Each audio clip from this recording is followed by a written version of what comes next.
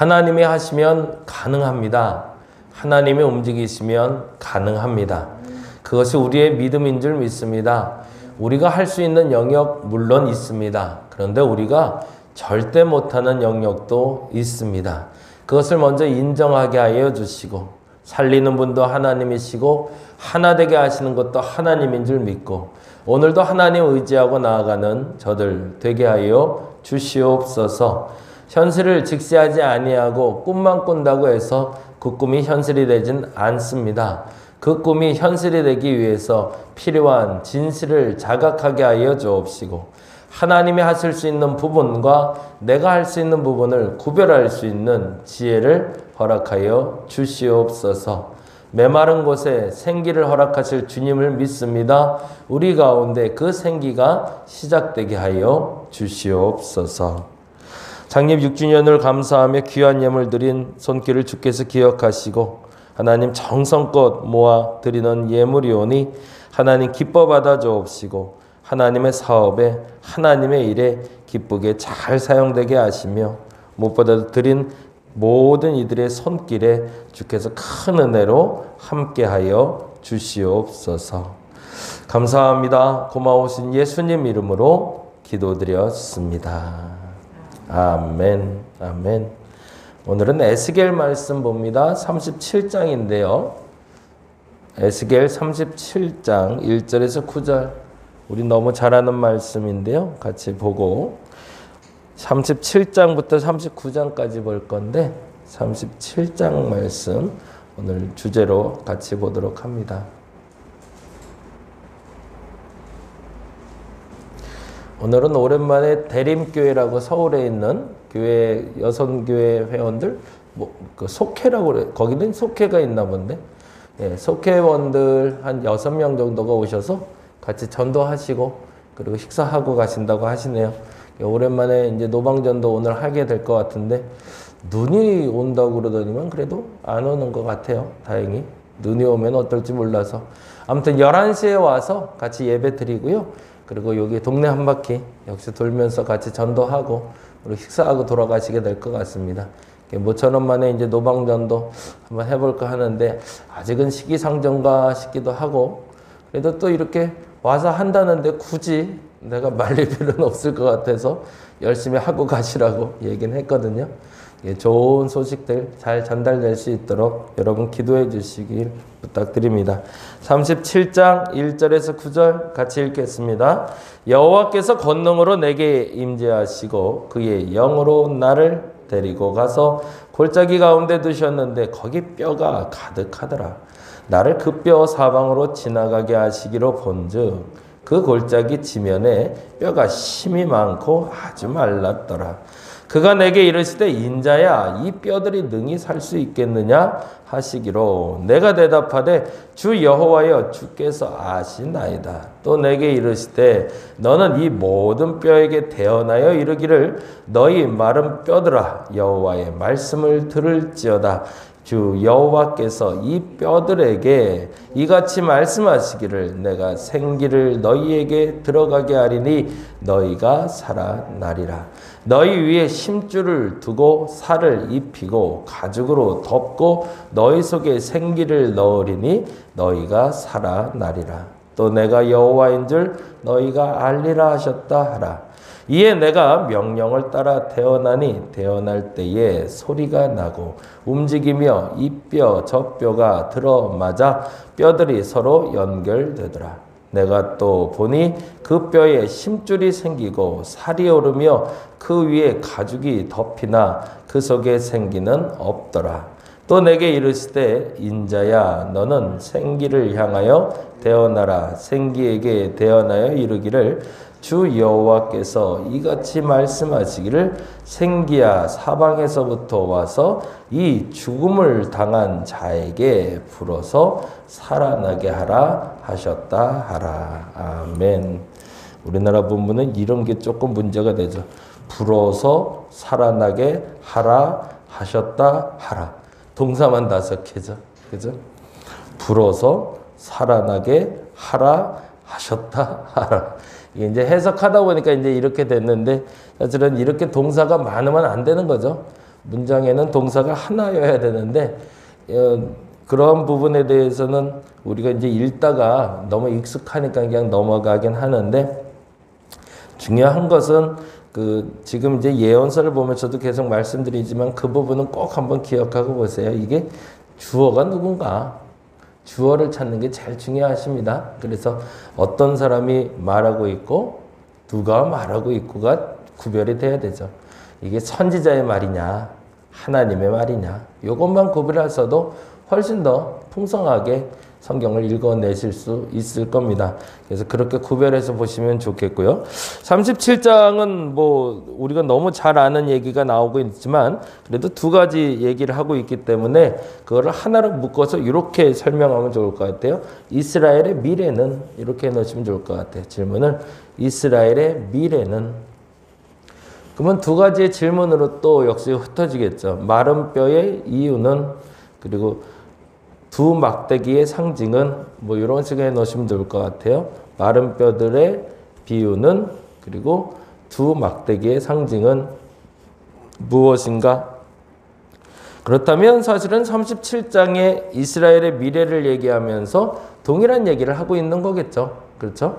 1절부터 16절까지, 14절까지가 마른 뼈 환상 얘기고요. 15절부터 시작해서 28절까지가 두 막대기 얘기거든요. 그래서 그 얘기는 조금 있다가 우리 이제 마무리하면, 먼저 이걸 다루고 마무리는 짧게 하죠. 38장, 39장엔 크게 많은 중심되는 얘기보단 주어만 찾으면 될 것 같아서 37장을 먼저 좀 보고 가죠.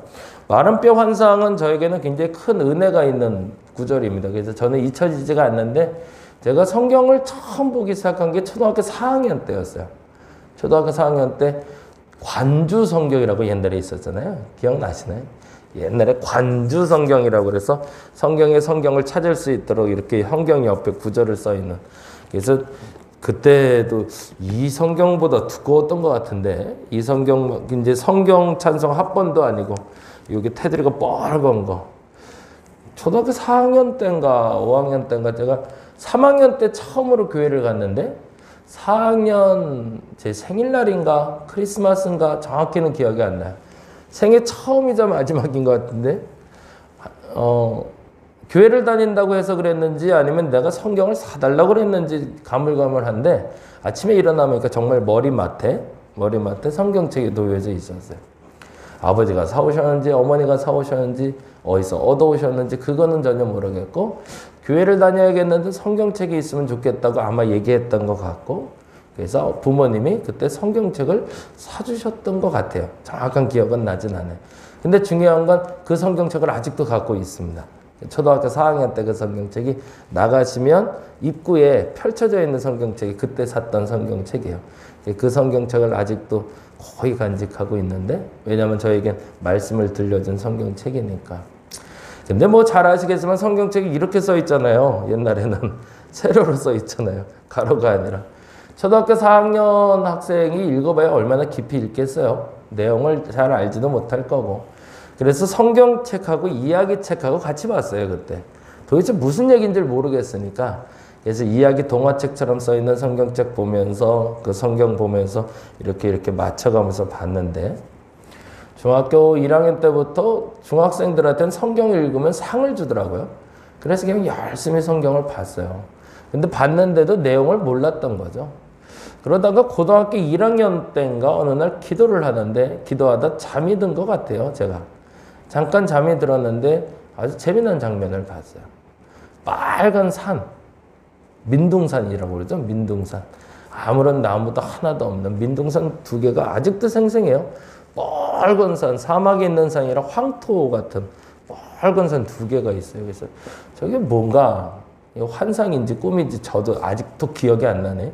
이제는. 그랬는데 가까이 가서 보게 됐어요. 꿈이니까 이렇게 쭉 가까이 가게 된 것 같아요. 꿈이었던 것 같네요. 쭉 가는데 보니까 산이 아니더라고요. 깜짝 놀랐어요. 뼈들인 거예요. 가득한 산인데 뻘건 산이라서 뭔가 했는데 이게 살점들이 이렇게 다 떨어져 나간 그래갖고 막 이렇게 시뻘건 피 묻은 나무 그런 거였던 것 같아요. 근데 뻘건 산을 보고서 야 이게 뭐야 그러고서 깼어요. 근데 그게 도통 뭔지를 모르겠는 거예요. 진짜로. 그래서 이런 일이 있을 때 이제 보통 이제 교회를 가죠. 교회를 가서 이제 교육자들한테 이제 물어보잖아요. 그래서 이제 그때 당시에 이제 담당하는 전도사님께 가서 이상한 꿈을 꿨다고. 이게 뻘건 산 두 개가 나오는데 깜짝 놀랐다고. 그러고서 얘기했더니 너 성경 많이 본 데도만 잘 모르는구나 그러시더라고요. 그러더니 에스겔서 37장을 이렇게 펴서 보여주시더라고요. 네가 본 게 아마 이건 것 같다라고. 그리고 제가 지금 이 길에 와 있습니다. 아마도 하나님이 그게 저를 선택하시는 어떤 근거 조건으로 삼으셨던 것 같아요. 멀리 보였던 그 산의 그 뻘건 그 뼈들이 어떻게 되는지를 에스겔서를 통해서 설명하신 것처럼 저에게 그 이유로 조금씩 설명해 오셨고 지금 이 자리로 올 수 있도록. 그래서 에스겔 37장은 사실은 제가 소명받은 구절이기 때문에 사실은 여기에 대한 의미가 있습니다. 중요한 건 마른 뼈라는 상징은요, 하나님을 모르는 존재들이 아니에요. 조금 다른 말로 표현하면 하나님을 아는데 하나님 앞에 죄지어 죽음당한 존재들입니다. 그게 좀 다르죠? 불신자를 얘기하는 게 아니라 그리스도인이었다가 낙심해서 쓰러진 자들이라는 뜻이에요.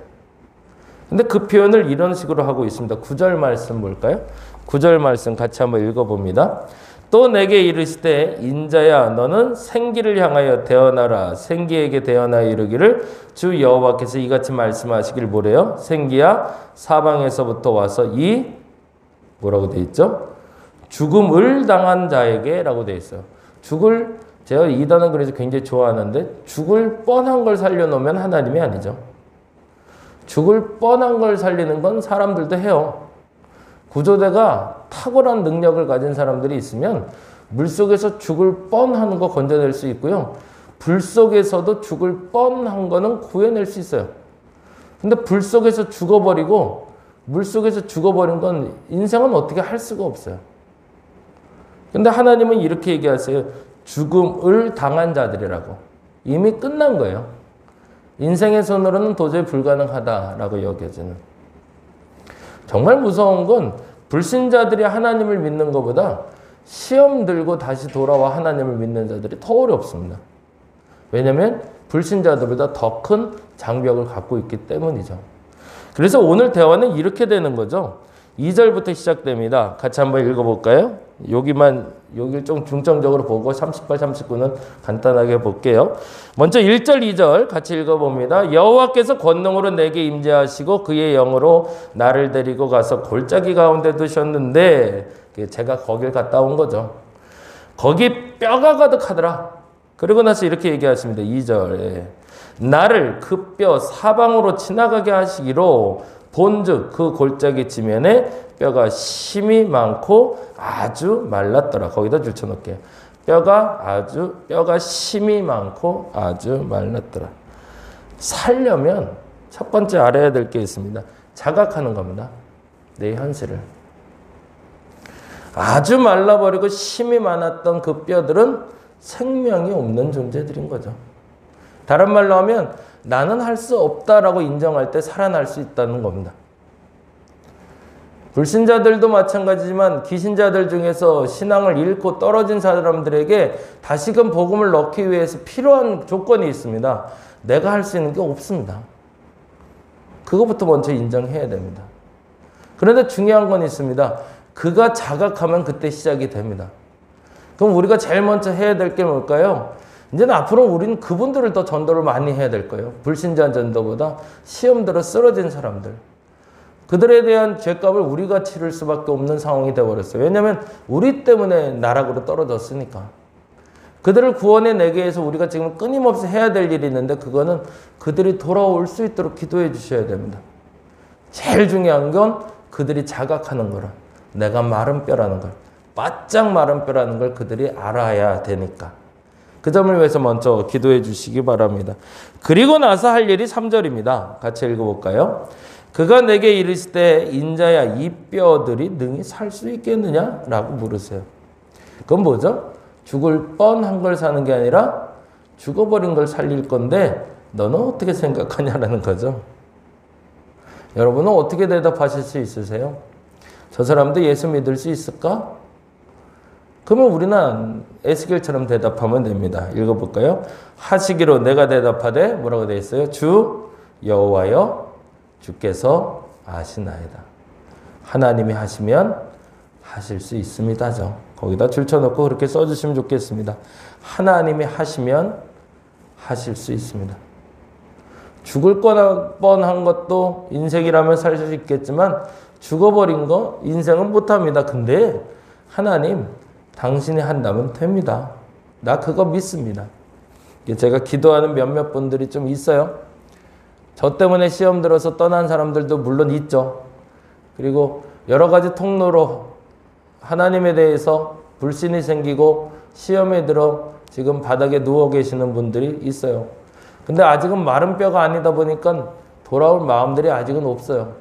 근데 그 돌아올 마음이 생길 마른 뼈가 스스로 자각하기를 계속 기도하고 있습니다. 그리고 하나님 우리에게 이야기하십니다. 내가 할 수 있을까? 라고. 근데 저도 단호하게 그렇게 말씀드리고 싶습니다. 하나님이 하시면 됩니다. 그리고 나서 세 번째로 너무 중요한 게 있죠. 그럼 뭐로? 하나님은 어떻게 그를 이렇게 세우실 것인가? 그게 바로 7절, 10절이죠. 같이 읽어볼까요? 7절 같이 한번 읽어봅니다. 이에 내가 명령을 따라 태어나니 태어날 때 소리가 나고 움직이며 이 뼈 저 뼈가 들어맞아 뼈들이 서로 연결되더라. 태어나니에 줄을 좀 쳐놓고요. 이 뼈 저 뼈가 들어맞아에 줄을 쳐놓죠. 뭐가 된다는 거죠? 말씀으로 된다는 거죠, 결국엔. 다른 이유가 아니라 말씀으로 그가 생기가 시작이 될 거라는 거고요. 말씀으로 해서 첫 번째 일어나는 일이 뭐죠? 이 뼈와 저 뼈가 맞는데요. 뭐죠? 하나 되게 하신다는 거죠. 그의 조각난 삶이 하나님의 말씀으로 퍼즐 맞추듯 맞춰지는 때가 올 거라는 겁니다. 이렇게 낙심하고 이렇게 낙담하고 이렇게 무너졌던 그때에 하나님이 맞춘다. 그러고 나서 또 하나 10절 말씀 같이 읽어봅니다. 이에 내가 그 명령대로 대언하였더니 뭐가 되었대요? 생기가 그들에게 들어갔대요. 거기다 줄쳐놓죠. 대언하였더니 생기가. 하나님의 말씀으로 첫 번째 하는 일은 인생의 조각난 인생을 퍼즐 맞춰주셔서 하나로 맞춰주게 하실 것이고, 그리고 두 번째로 하실 일은 거기에다 생명을 주신다고 얘기하십니다. 저는 믿습니다. 앞으로 이렇게 될 거라고. 그리고 제 사명이 이거라고 저도 믿습니다. 그래서 저를 만나는 분들 중에 일반적으로 신앙이 좋은 분들도 만나지만 어떻게 하다 보니까 제가 만나는 분 중에 낙심하신 분들을 좀 많이 만나게 돼요. 그러면 그분들에게 제가 계속 하는 얘기는 그겁니다. 현실 자각하셔야 된다고. 내가 마른 뼈라는 거 알아야 된다고. 돌려 말하겠죠. 물론 당신 마른 뼈 이렇게 말하면 안 되겠죠. 그거 먼저 알아야 조각 맞추는 게 되니까.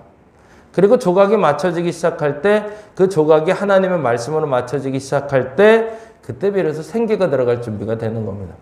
그 얘기가 그 옆에 유다와 이스라엘 통일 이야기와 연결이 됩니다. 그래서 그 얘기는 내일 다시 한번 좀 다루기로 하고요. 그래서 38절, 39장도 같이 내일 같이 하면서 요건 빨리 넘어갈게요. 오늘은 그렇게 기도했으면 좋겠습니다. 전도해야 될 때가 왔습니다. 이제 위드 코로나 시대에 전도해야 될 때가 왔는데 요 얘기는 조금만 할게요. 60% 정도 남을 거라고 얘기를 합니다. 정설입니다. 예배당에 나와서 예배하는 사람이 한 60% 정도 되고 이제 아예 안 나오는 사람이 40% 정도 될 거라고 얘기합니다. 예배당에 나온 사람 중에서 절반 이상은 온라인으로 예배를 드릴 거랍니다. 그러니까 매주 교회를 나올 건 아니라 그들 중에 절반 정도는 온라인도 했다가 대면도 했다가 이렇게 될 거고 실제로 여기 나와서 예배 드린 사람은 한 30% 남을 겁니다. 이제. 그러면은 그들 중에서 어떤 일이 발생할까요? 지금 이 마른 뼈들이 나오겠죠.